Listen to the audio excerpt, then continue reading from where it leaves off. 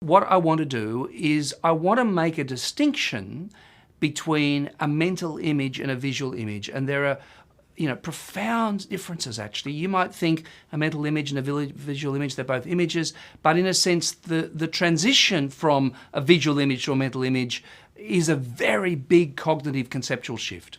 So here we have now, simply on this screen, you're just seeing some words where I've said, in your mind's eye, I want you to think of the Eiffel Tower. We're not going to show you the Eiffel Tower yet.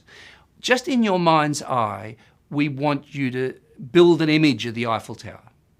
Now, I'm about to show you an image of the Eiffel Tower and talk about the difference between seeing this image and building the image of the Eiffel Tower in your mind. So here's the image. Okay, here's a perceptual image. So invariably, it wasn't quite what you were thinking. It wasn't what you had in mind. But you can immediately recognize this is the Eiffel Tower, and this associates with that label, Eiffel Tower. Your mental image, Eiffel Tower, has that label. This picture also, that's it. It has that label. But it wasn't this image that you were imagining. And what you see in this image is some things you perhaps hadn't thought about. The trees at the foot of the Eiffel Tower, it's winter. You hadn't thought that it might be foggy at the time. And in fact, you can see there's some writing up the side, which you probably wouldn't have anticipated. In fact, this photograph was taken in the year of the centenary of the Eiffel Tower, when it was 100 years old. So there are a number of things about it which are kind of different, but also if you work very hard at that image, you can see a lot of detail, perhaps details you've never seen before, if I tell you to look really closely at the way in which it's built, things that you didn't see in that mental image. So what's the difference then between mental images and perceptual images, images that you actually see? Here's a set of contrasts, and when you think of these contrasts, these are profoundly different events. If you hadn't seen a picture of the Eiffel Tower at some point, or seen it in actuality, whatever it is you've experienced, you wouldn't have been able to build the mental image. But when you build the mental image, it's actually very, very different from a perceptual image. And when you go back to see the Eiffel Tower again, it's a different process. In what respects? Well, firstly, perceptual images you see with the body's eye, and mental images you see with the mind's eye. But the mind's eye is not really an eye at all in ways that we're going to tell, that we're going to analyse now. Vision is of something present. I might be standing in front of the Eiffel Tower, but in this case, when you were looking at that picture, you were seeing a picture of the Eiffel Tower and it was present. That picture was there with you, you were looking. Whereas envisaging is actually of something that's absent.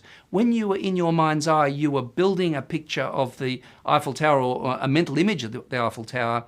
It was something that wasn't there, okay? That perceptual images are about the here and now. And in that sense, they're kind of a bit like speaking. Speaking always happens in the here and now, except when it's recorded, but then it's not the same thing. It's not speaking in that same sense. So, vision always happens in the here and now, even if it's looking at a picture, looking at the real Eiffel Tower or looking at a picture.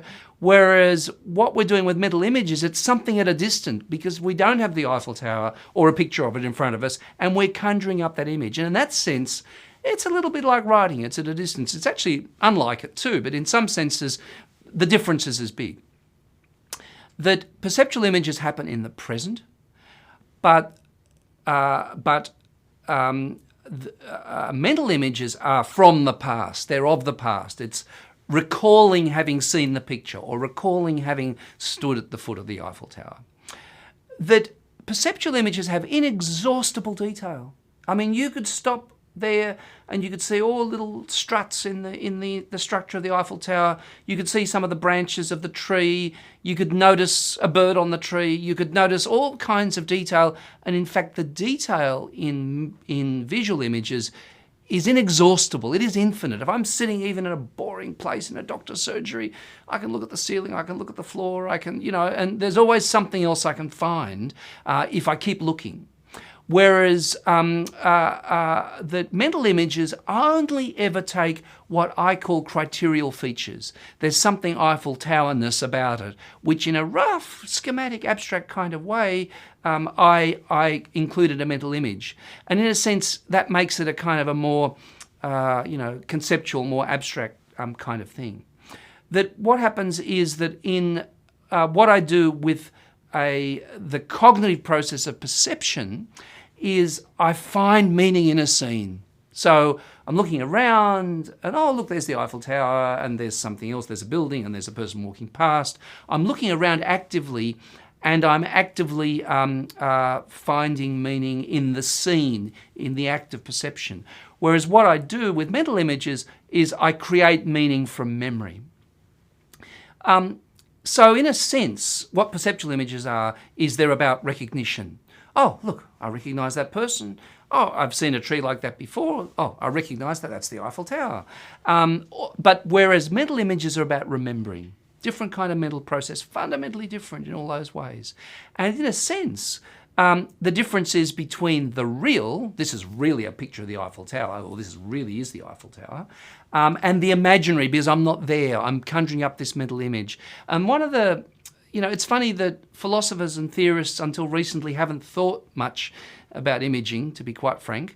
And one of the important, a rather obscure book, which is now not thought about much, Jean-Paul Sartre, the French philosopher, wrote a book called The Imaginary. So imaginary is a nice word which comes out of, it correctly comes out of the word imaging. And his argument was the imaginary was the basis of freedom. The fact that you can build mental images of the scope of your activity, how I would like to be free, the things I would like to do, utopias, possibilities, possible worlds. We, in mental images, can construct worlds that have never existed, otherwise known as science fiction or narratives of all sorts of kinds. We can, in mental images, imagine a building that's never been built and then go ahead and build it. So one of the critical features that we have, which is part of human existence, is imagination, which is the basis of freedom. We have scope to act beyond what is immediately in front of us, and we can immediately see because we can build mental images of alternatives, visions of alternatives. So for Sartre, in fact, from mental images to the imaginary to freedom is a set of important transitions.